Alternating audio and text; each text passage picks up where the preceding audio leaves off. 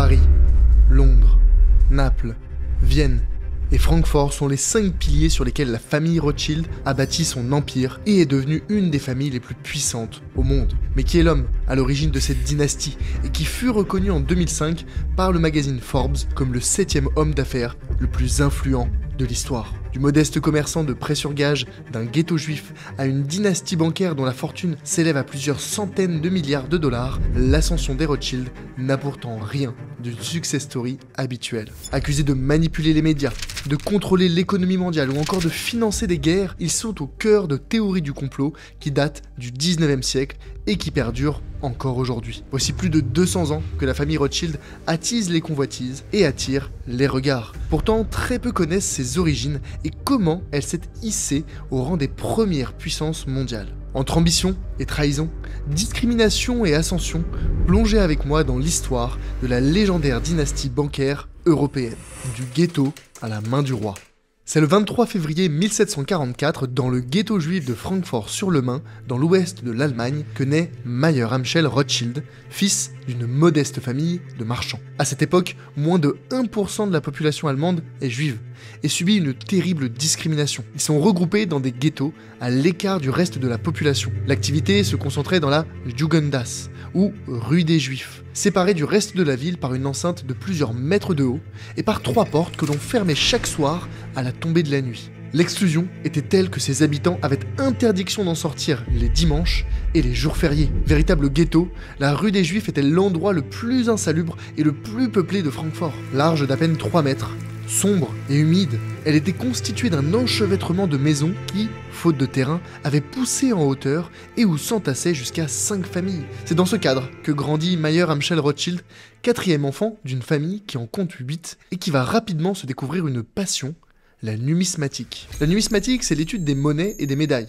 Et ici, c'est la capacité, avec un simple coup d'œil, de déterminer l'origine et la valeur d'une pièce. Compétence en apparence futile, mais qui se révélera vite très utile pour le jeune Rothschild. Car à seulement 11 ans, en 1755, son père décède d'une épidémie de variole dans le même ghetto qu'il a vu naître. L'année suivante, c'est sa mère qui disparaît à son tour. Traumatisé et désormais orphelin, Mayer est rapidement placé en apprentissage dans la compagnie bancaire de Wolf Jacob Oppenheim à Hanovre, dont la famille fait partie des juifs de cour les plus réputés d'Europe. Le phénomène des juifs de cour est une spécificité de l'Allemagne. À l'époque, le pays est émietté en une multitude de principautés qui rivalisent de luxe pour s'imposer comme la famille la plus riche et la plus puissante. Mais pour acheter bijoux, habits élégants et autres produits raffinés, il leur faut des crédits.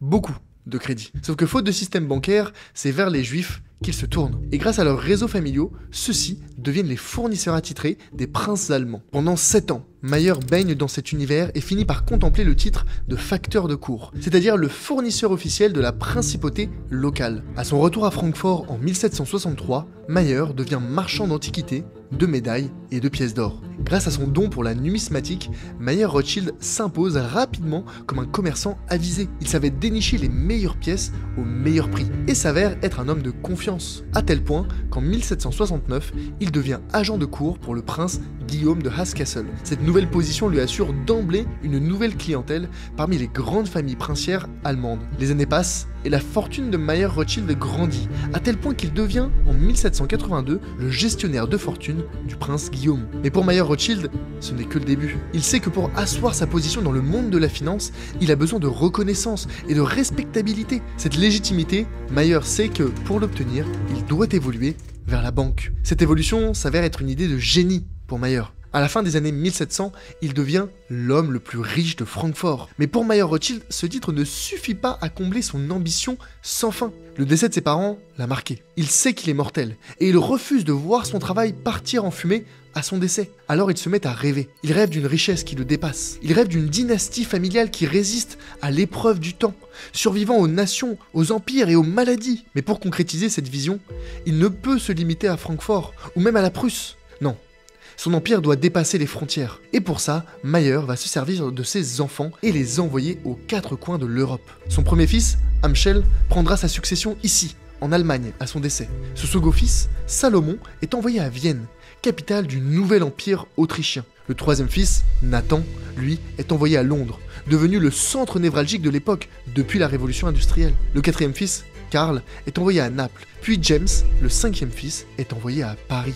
Ces 5 branches de la dynastie Rothschild se retrouvent d'ailleurs dans les 5 flèches du symbole de la famille. Les fondations de l'empire Rothschild prennent rapidement forme, et heureusement, car le temps presse. En 1812, la santé de Mayer Rothschild se détériore rapidement. Il réalise que la mort est inévitable, et pour assurer la prospérité de la maison Rothschild, il inculque à ses fils l'importance de préserver l'unité familiale avant tout. Cette unité familiale devient l'un des piliers de la pérennité de la dynastie Rothschild qui la sauvera de l'implosion peu de temps après la mort de Mayer, et qui lui a permis de prospérer jusqu'à aujourd'hui. Alors que les fils Rothschild établissent leur maison bancaire dans différentes villes, l'Europe entre dans une ère de guerre qui durera plus d'un siècle. Contrairement aux guerres du XVIIIe siècle, qui se terminaient souvent par une trêve négociée, les guerres du XIXe siècle sont idéologiques et ne s'arrêtent jamais vraiment. Et à cette époque, c'est le Royaume-Uni qui domine l'Europe. Et en 1814, le duc de Wellington remporte bataille après bataille contre Napoléon et prévoit d'emmener le combat en France. Mais pour mener cette bataille, Wellington réalise qu'il a besoin de beaucoup d'argent à importer en France. Et c'est ici que Nathan Rothschild va saisir l'opportunité de sa vie. Il décide d'acheter pour 800 000 livres de pièces d'or qu'il emmène de la Grande-Bretagne vers la France pour soutenir les campagnes militaires du duc de Wellington. En contrepartie de cette manœuvre très risquée, il réalise des profits substantiels. Dans les années 1830, Nathan est l'un des hommes les plus riches de la planète. Son travail a permis de consolider la réputation de sa famille dans le monde financier. Mais l'argent ne rendait pas encore immortel et il meurt en 1836 à l'âge de 58 ans. Après la mort de Nathan, la maison Rothschild se retrouve confrontée à un défi de taille. Comment maintenir son influence et sa cohésion alors que la famille est dispersée à travers l'Europe? C'est ici que la branche française des Rothschild, menée par James, va passer sur le devant de la scène. James, il est ambitieux, intelligent, mais il est toujours resté dans l'ombre du succès de son frère Nathan. Désormais, il était temps pour le plus jeune de la fratrie de montrer ce dont il était capable. Mais pour ça, il a besoin d'une opportunité. Dans les années 1840, l'Europe est en pleine révolution industrielle. Les grandes villes européennes doivent être reliées afin de maximiser les transports de marchandises et les échanges commerciaux. Là, voici l'opportunité que James attendait. Il décide d'investir massivement dans le secteur des chemins de fer, finance des projets ferroviaires majeurs et son pari paye. Il paye vite et il paye très bien. Paris devient rapidement l'épicentre de l'industrie ferroviaire européenne. Sauf qu'en parallèle, l'époque est aussi marquée par la montée des inégalités sociales. Les riches n'ont jamais été aussi riches et les pauvres n'ont jamais été aussi pauvres. La France n'est pas aux Français, car elle est à 200 familles. La France n'est pas aux Français, car elle est à ceux qui la pillent. La pression exercée sur les classes populaires suscite une colère croissante contre les riches et les financiers, y compris les Rothschild. Et ce qui devait arriver arriva. En 1848, des révolutions éclatent à travers toute l'Europe et menacent la stabilité du système financier et bancaire en place. À Paris, la Banque de France, avec James Rothschild, est sur le point de faire faillite. La situation est urgente et une des 5 branches de la famille est sur le point de s'effondrer. Heureusement, 50 ans plus tôt, les mots de Mayer Rothschild sur l'unité familiale ont traversé le temps. Lionel, le neveu de James, à Londres, qui a repris les opérations après le décès de Nathan, décide de soutenir financièrement James. En faisant ça, Lionel met en danger son institution et sa propre réputation. Mais l'unité familiale est plus forte que tout. En unissant leurs forces, les branches de la famille réparties dans différentes villes aident celles qui rencontrent des difficultés temporaires. Finalement, la dynastie Rothschild sort de cette période de turbulence renforcée et plus unie que jamais. Les crises et les guerres passent, mais les Rothschild, eux, continuent de prospérer. Ils diversifient leurs investissements dans la métallurgie, les mines et d'autres industries clés. En clair, ils s'adaptent aux nouveaux besoins économiques de l'époque. Leur richesse, leur unité et leur réseau leur apportent une hégémonie sans faille en Europe. Plus rien ne semble pouvoir arrêter la famille européenne.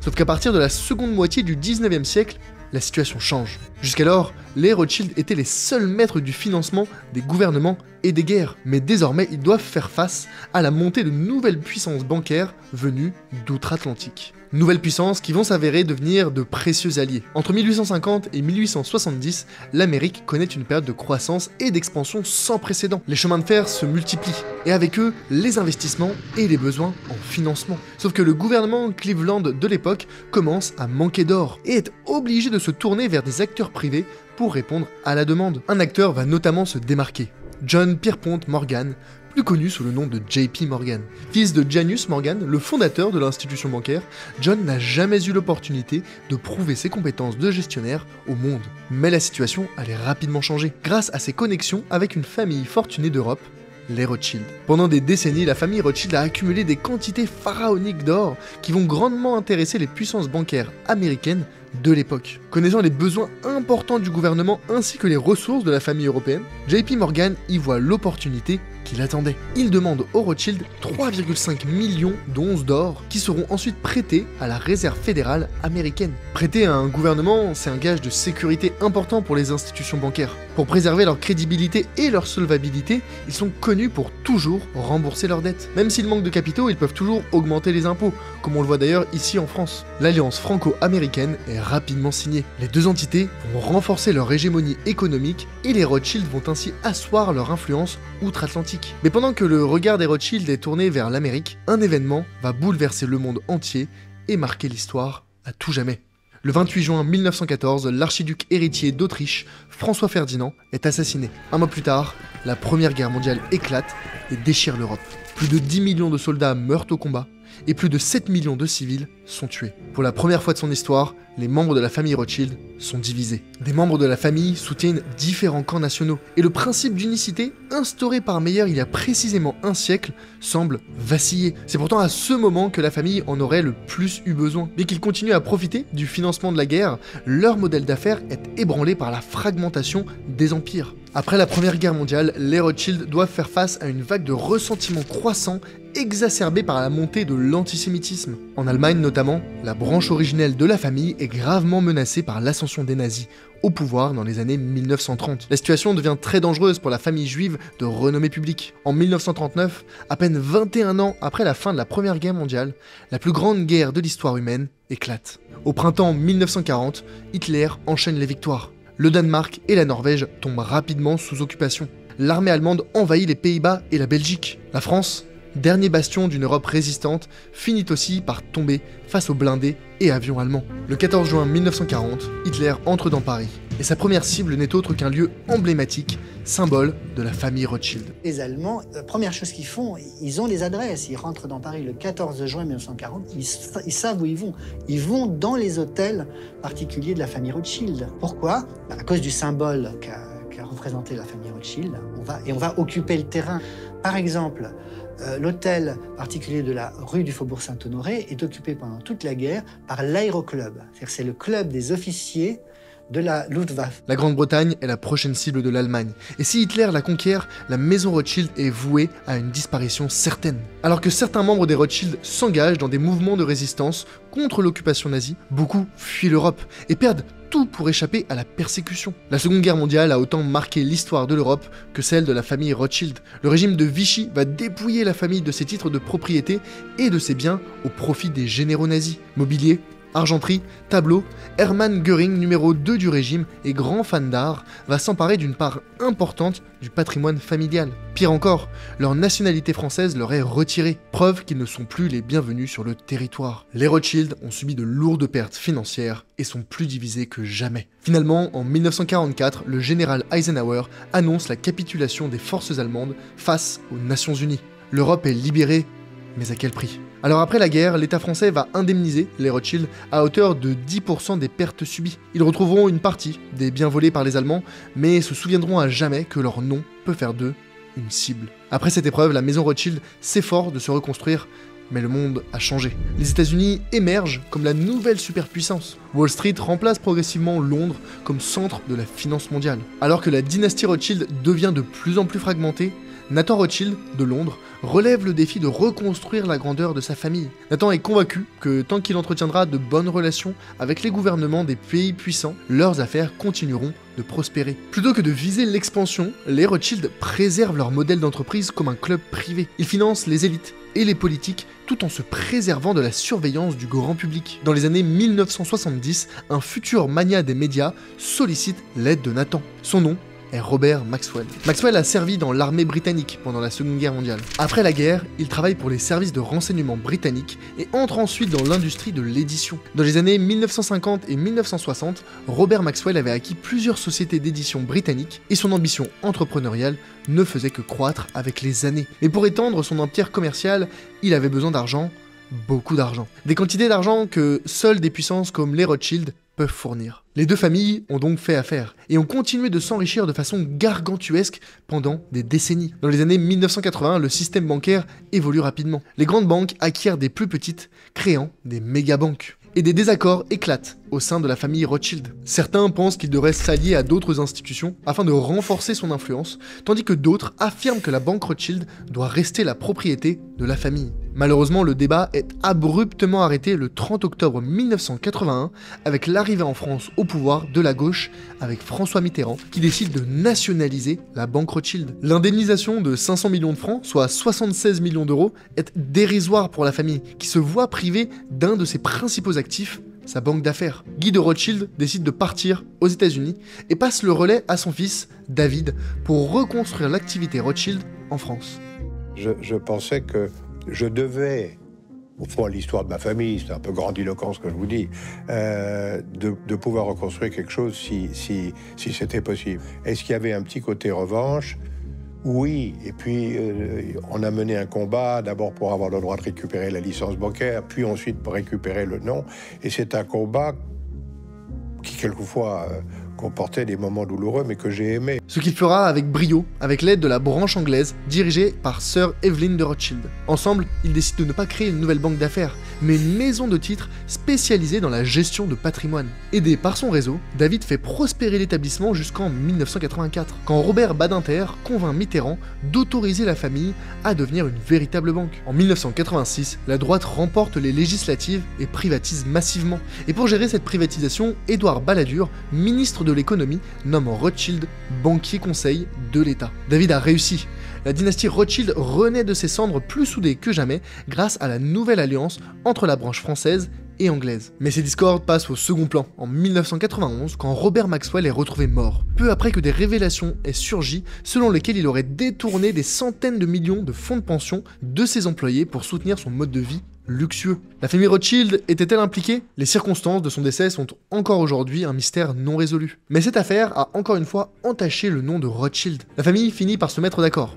Sa pérennité tiendra grâce à sa discrétion. Depuis les établissements bancaires d'origine, à Paris, Francfort, Vienne, Londres et Naples, autrefois le cœur de la dynastie Rothschild, se sont adaptés à l'évolution du paysage financier. Aujourd'hui, le groupe pèse 3 milliards d'euros de chiffre d'affaires, emploie 2500 personnes dans 43 pays, dont les États-Unis, l'Allemagne ou la Chine. En 2023, la société de gestion du groupe Rothschild & Co a enregistré une collecte nette de 5,4 milliards d'euros, permettant à ses encours sous gestion d'atteindre 31 milliards d'euros, soit une progression de plus 34% sur un an. Bien que la banque reste centrale, l'influence de la famille s'étend désormais à un éventail plus large de services financiers, à la fois dans la gestion d'actifs, le private equity et la politique. De Georges Pompidou dans les années 60 à Emmanuel Macron, actuel président de la République, nombreux sont les politiques à être passés par les rangs de la banque Rothschild. En France, ce lien étroit entre le privé et le public porte un nom, le pantouflage. Ce mécanisme autorise les hauts fonctionnaires à quitter l'administration pour aller dans le privé, mais évidemment, rien ne les empêche de revenir plus tard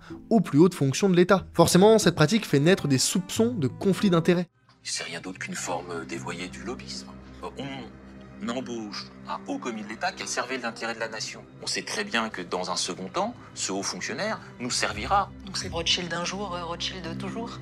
Non, mais quand on a touché 2 millions d'euros, on est quand même redevable. Quand on a travaillé un certain nombre d'années, même si c'est une année à temps plein, ou 2 années, qu'on a servi un employeur, on lui est peut-être redevable. Ces copinages se font-ils dans l'intérêt du grand public, qui profiterait alors de dirigeants ayant une meilleure compréhension du marché privé ? Pas vraiment. En 1997, France Télécom, aujourd'hui devenue Orange, entre en bourse et se lance dans des opérations de rachat en masse. Conseillé par la banque Rothschild, France Télécom dépense près de 80 milliards d'euros dans le rachat de plusieurs opérateurs européens. Avec une commission entre 1 et 5% du montant, la commission de Rothschild sur cette période s'élève à plusieurs centaines de millions d'euros. En moins de 3 ans, France Télécom obtient un triste record, celui de l'entreprise la plus endettée au monde, avec plus de 70 milliards d'euros de dettes. Et les conséquences ne se font pas attendre. 70 000 emplois sont supprimés. Une vague de souffrance sociale frappe l'entreprise, entraînant le suicide de dizaines de collaborateurs. Pourtant, les conséquences pour les dirigeants de l'entreprise sont faibles. Le tribunal correctionnel de Paris a condamné l'ancien PDG, Didier Lombard, à 1 an de prison, dont 8 mois avec sursis, et 15 000 euros d'amende. Les Rothschild, qui conseillaient l'entreprise, eux, n'ont pas été inquiétés. Si leur pouvoir a diminué par rapport à leur apogée, la maison Rothschild incarne encore aujourd'hui l'un des plus anciens et des plus influents noms de la finance internationale. Alors que la maison Rothschild continue d'évoluer au XXIe siècle, elle réinvente ses activités pour répondre aux nouvelles attentes des marchés. Aujourd'hui, les Rothschild jouent un rôle de plus en plus marqué dans les domaines de la finance durable, de l'investissement éthique et de la gestion de patrimoine. La banque s'efforce de conjuguer tradition et innovation et met l'accent sur la responsabilité sociale et environnementale. Face aux changements climatiques et aux demandes croissantes de transparence, les Rothschild investissent dans des initiatives visant à promouvoir une finance plus responsable. Des fonds spécialisés sont créés pour soutenir des projets verts, des infrastructures durables et des entreprises qui adoptent des pratiques éthiques. Cette orientation permet non seulement d'attirer une nouvelle génération d'investisseurs sensibilisés aux enjeux environnementaux, mais aussi de maintenir l'image d'une institution qui sait évoluer avec son temps. En parallèle, la maison Rothschild continue d'étendre son influence au-delà des frontières de l'Europe et des États-Unis, en s'intéressant de plus en plus aux marchés émergents. En Asie, en Afrique et en Amérique latine, la banque apporte son expertise dans le financement de projets d'infrastructure et de développement. En somme, si la maison Rothschild est moins dominante qu'auparavant, elle incarne encore aujourd'hui un modèle rare de pérennité. Adaptable, résiliente et visionnaire, la famille continue de naviguer les cycles économiques, les transformations sociales et les évolutions technologiques, tout en respectant ses racines et ses valeurs. La maison Rothschild sera-t-elle encore présente et aussi influente et puissante dans 100 ans, 200 ans? Ni vous ni moi ne serons là pour le dire. Mais ce qui est certain, c'est qu'elle est la preuve qu'une ambition démesurée, couplée à une unicité sans faille, est la pierre angulaire d'une réussite armée face à l'épreuve du temps. Aujourd'hui, on peut penser que la situation économique et politique a rendu impossible l'émergence de nouvelles success stories comme celle de Mayer Rothschild. Naître pauvre et miséreux, puis devenir un des hommes les plus influents de la planète semble impossible. C'est pourtant précisément l'histoire du fondateur de SoftBank. Autant qualifié de génie visionnaire que de parieur fou, il est notamment connu pour avoir perdu plus de 70 milliards de dollars en seulement 3 jours, mais il a aussi levé 45 milliards de dollars en seulement 45 minutes. Comment ? Pour le savoir, pensez à vous abonner et cliquez sur la vidéo qui apparaît juste ici. C'était Charlet et on se retrouve tout de suite pour une nouvelle vidéo.